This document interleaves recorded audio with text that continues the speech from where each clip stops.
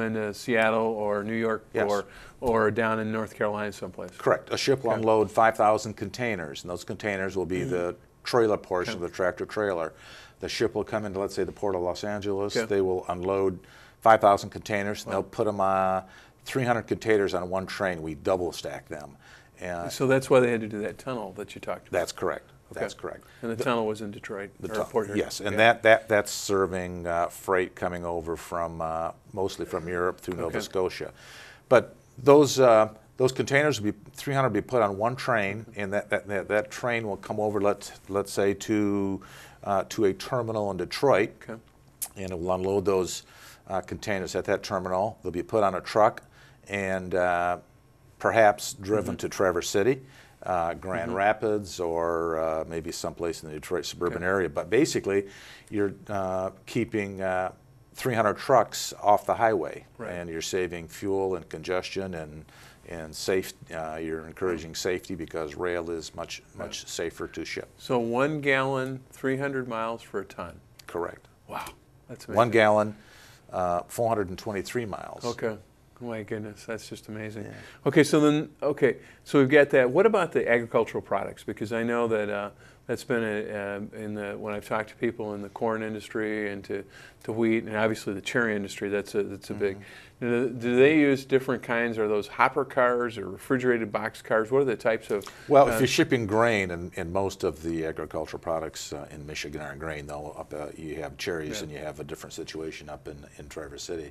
But for the most part, agricultural products are shipped in covered grain hopper cars, and about 30% of all the grain that is harvested in Michigan goes out or either within the state by rail, and that is a huge savings because farmers will save a few cents per bushel, but they have so many by rail because it's cheaper, and that will basically mean probably the difference for a lot of farmers between a profit and no profit. So going through that's corn, and then there's soybeans, and then you get wheat, and then sugar beets. I know are important, sort of in the south, over in the thumb area. Over in the thumb, yes. There's an operation there where it's really kind of interesting because they ship sugar beets 30 or 40 miles by rail. Really? And it's cost effective. Wow, that's amazing.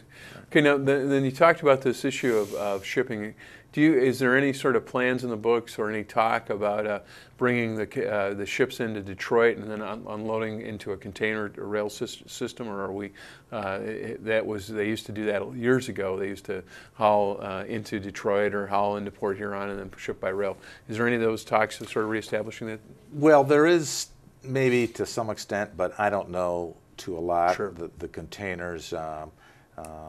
I know the state of Michigan is working with several of the railroads on a Detroit intermodal facility that has been kind of in the works, and they have been piecemealing and developing it over time, and they are still in that process. And so that would work is that you could come in through the Welland Ship Canal, or however that works, through the St. Lawrence Seaway, and then offload in Detroit.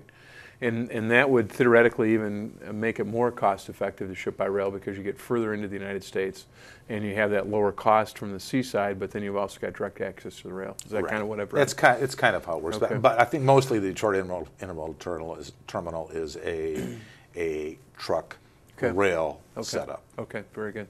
Now then going on to the next items, talking a little bit about passenger. Okay. Now, there's been sort of a hand-in-glove relationship with Amtrak contracting with these different railroads to utilize their lines. Is that how that works? Correct. For the most part in the United States, except in the Northeast Corridor, Washington, New York, and Boston, where Amtrak owns their own right-of-way. Amtrak runs through a national network in the rest of the country, and except for the Northeast Corridor, and a little piece in Michigan. Right, I saw that. Amtrak runs over the tracks of the freight railroads. In Michigan, Amtrak owns a piece from Kalamazoo down into Porter, Indiana. And they have been making some investments there to where the train speeds up are between Kalamazoo and Porter, Indiana are near 100 miles per hour. And I think what they would like to see in the fairly near future is speeds up to 110 on that Wow. on that piece of Amtrak. Wow. But the Amtrak, just so I can give your viewers a thumbnail sketch, Amtrak has one route in Michigan that goes from Pontiac to Detroit to Chicago, Okay. and that line has been designated as a high-speed Okay. corridor. So there has Okay. been extra money Okay. being, federal dollars being invested in that line to get speeds up higher. There are two other routes, Okay. and they are state-subsidized routes. Amtrak covers the cost, federal dollars, of the Pontiac to Detroit to Chicago line. The state of Michigan covers the cost for the two other lines, the Blue Water from Port Huron into Lansing, Flint, Lansing, and then down Okay. eventually to Chicago. And also there's another line called the Pierre Marquette Okay. that goes from Grand Rapids Okay. into Chicago. Okay. Both of those lines are subsidized by the state of Michigan and have one round trip daily. Okay. The Amtrak line that goes from Pontiac to Detroit to Chicago has 3 round trips daily. Okay. And what I'm seeing is that even with the sort of price of fuels kind of down a little bit in the last month or two, but I've seen big increases in ridership.